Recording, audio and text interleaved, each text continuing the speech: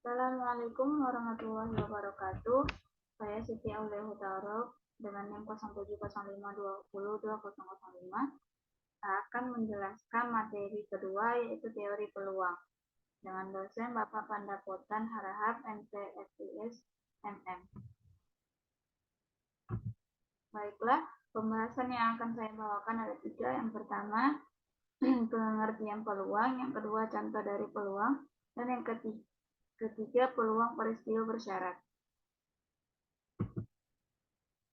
Baiklah, langsung saja.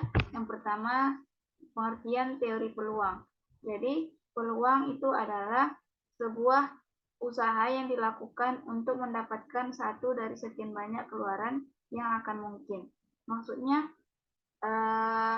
peluang ini adalah usaha kita yang kita lakukan untuk mencapai suatu keberhasilan yang ingin kita raih.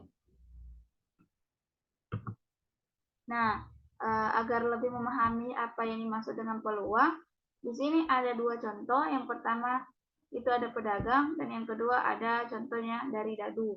Baiklah, saya akan menjelaskan dari pertama, yaitu pedagang. Apa sih yang dapat kita ambil contoh dari sebuah pedagang ini? Jadi, pedagang ini kan tujuan dia berdagang agar meraih suatu keberhasilan.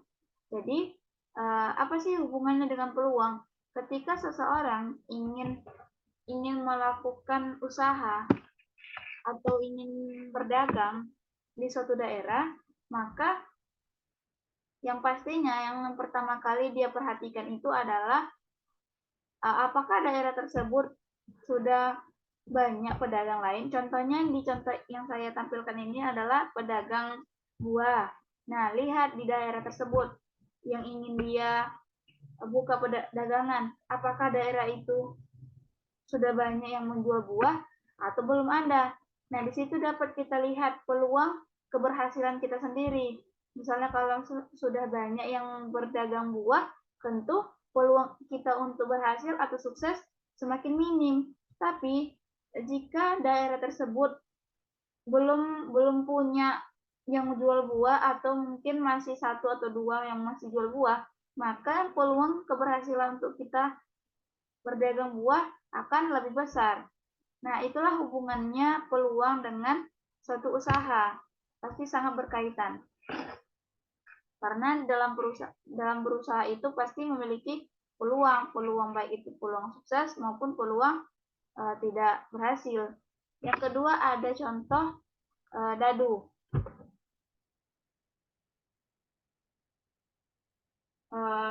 Contoh dari dadu itu kan memiliki 6 angka.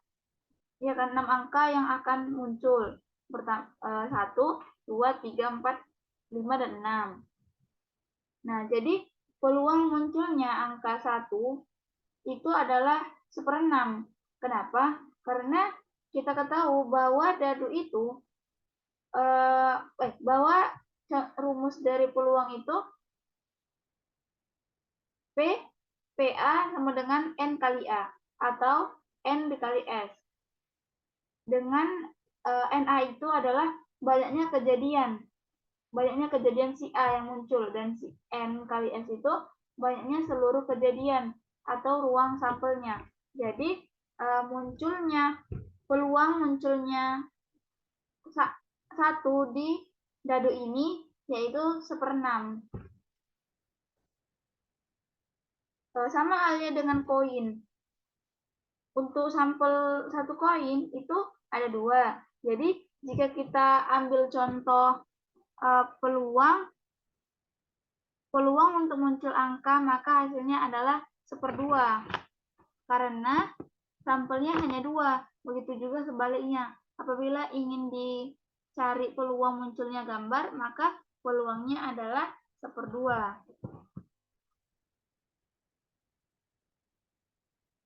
Jadi setelah saya jelaskan contoh-contoh dari peluang, jadi dapat kita ambil kesimpulan bahwa peluang itu adalah perbandingan yang diharapkan terhadap semua yang ada. Peluang atau teori peluang yang biasa kita temui dalam pelajaran matematika atau fisika memiliki manfaat dalam ekonomi. Jadi adanya peluang ini kita dapat memprediksi kelancaran dalam berbisnis. Nah, kalau misalnya nggak ada peluang, tentu kita sangat sulit untuk menentukan apakah kalau misalnya kita buka usaha, apakah ini berpeluang besar untuk berhasil atau tidak. Jadi peluang ini sangat sangat berkaitan dengan usaha-usaha dalam perekonomian. Selanjutnya yang saya bahas yaitu ada peluang peristiwa bersyarat. Jadi, di dalam peluang itu ada namanya peluang peristiwa bersyarat. Seandainya ada dua peristiwa, di mana peluang peristiwa kedua hanya bisa diketahui setelah ada pengetahuan yang cukup tentang peristiwa pertama. Maka volumenya peristiwa seperti ini disebut sebagai peluang bersyarat. Maksudnya gini, kalau disebut dengan peluang peristiwa bersyarat itu, jika kita melakukan suatu usaha, yang pertama kita lakukan suatu usaha, kita sebut dengan usaha A. Nah, ketika kita sudah menjalaninya, kita sudah tahu bagaimana usaha ini, terus kita berniat untuk membangun usaha si B, yang dimana kita sudah memprediksi keberhasilannya karena kita sudah mengetahui si usaha si A tadi. Itulah yang dimaksud dengan peluang peristiwa bersyarat. Nah, jadi di sini di PPT ini dengan demikian terjadinya peristiwa B sangat tergantung pada peristiwa A dalam peristiwa bersyarat. Artinya, kedua peristiwa tersebut tidak saling bebas sebab kehadiran salah satu peristiwa menjadi kebutuhan bagi peristiwa yang lainnya. Nah, yang sudah saya jelaskan tadi, bahwa peristiwa si B itu sangat berkaitan dengan peristiwa si A. Jadi mereka tuh saling berkaitan antara satu dengan yang lainnya. Kita mampu memprediksi peristiwa si B ya dengan catatan kita harus mengetahui peristiwa si A tadi. Itulah yang disebut dengan peluang peristiwa bersyarat. Nah, baiklah itu saja yang dapat saya sampaikan mengenai peluang. Saya Siti Aulia Hutauruk. Assalamualaikum warahmatullahi wabarakatuh.